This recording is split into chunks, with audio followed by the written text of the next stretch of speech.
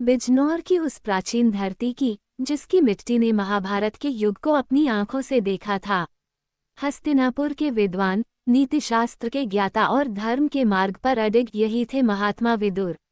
वे धृतराष्ट्र और पांडु के छोटे भाई थे, परंतु जन्म शूद्र कुल में हुआ था, इस कारण उन्हें कभी राजगद्दी नहीं मिली। परंतु ज्ञान और नीति में उनका कोई सानी नहीं था। जब महाभारत का युद्ध समाप्त हुआ, कुरु वंश टूट चुका था। कौरव मारे गए, पांडवों ने राज्य तो पा लिया, पर शांति खो दी। उस समय विदुर ने इस हिंसा से भरे संसार को छोड़ तपस्या का मार्ग अपनाया और चल पड़े एक शांत स्थान की तलाश में।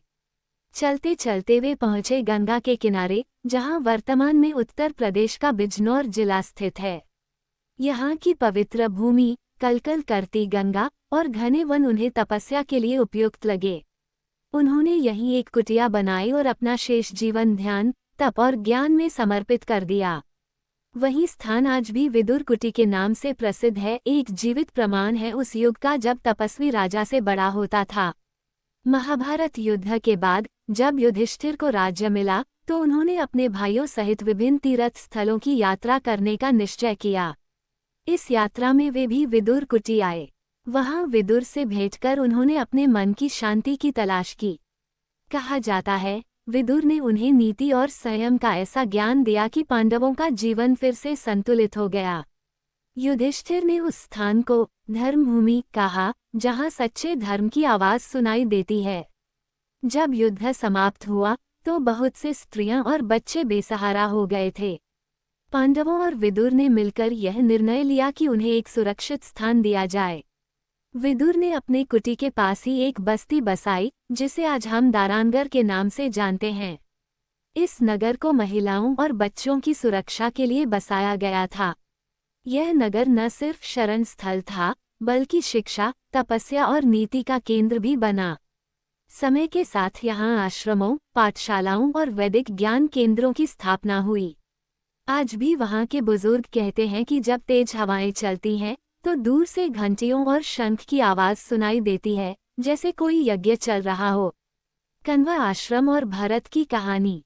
इसी धरती पर बिजनौर से कुछ दूर शामली और नगीना के मध्य गंगा किनारे स्थित था एक और प्रसिद्ध स्थल कण्व ऋषि का आश्रम। ये वही स्थान है जहाँ महान ऋषि कण्व तपस्या करते थे। एक दिन उन्हें जंगल में एक नवजात कन्या मिली, जिसे उन्होंने शकुंतला नाम दिया और अपनी पुत्री की तरह पाला। बड़े होने पर शकुंतला की भेंट हुई राजा दुष्यंत से और दोनों का विवाह हुआ। इसी मिलन से जन्म हुआ भरत का, वही भरत जिसके नाम पर आगे चलकर हमारे देश का नाम भारत पड़ा। भरत ने भी इसी धरती पर अपना बचपन बिताया।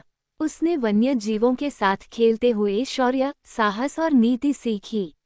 कहा जाता है कि एक बार उसने सिंह शेर के जबड़े खोल दिए थे, बिना डरे।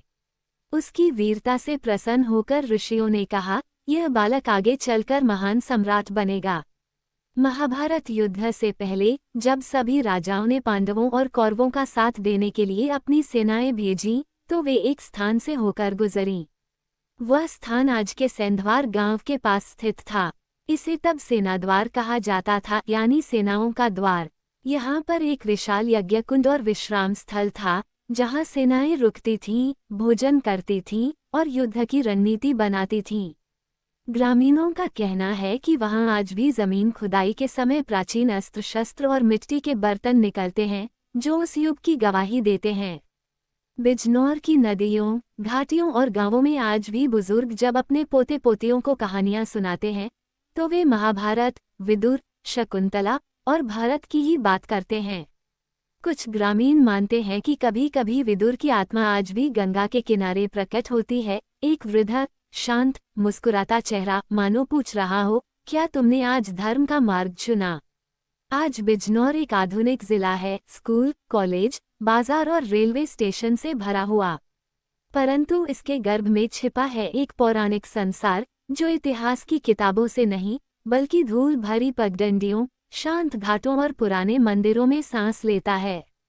सरकारी रिकॉर्ड में तो ये जगह एक सामान्य जिला है, परंतु जब कोई इतिहास प्रेमी या तीर्थ यात्री यहाँ आता है, तो वह कुछ अलग महसूस करता है, जैसे वक्त थोड़ी देर के लिए थम गया हो और धरती अपने कानों में फिर से महाभारत की गाथा सुन रही हो।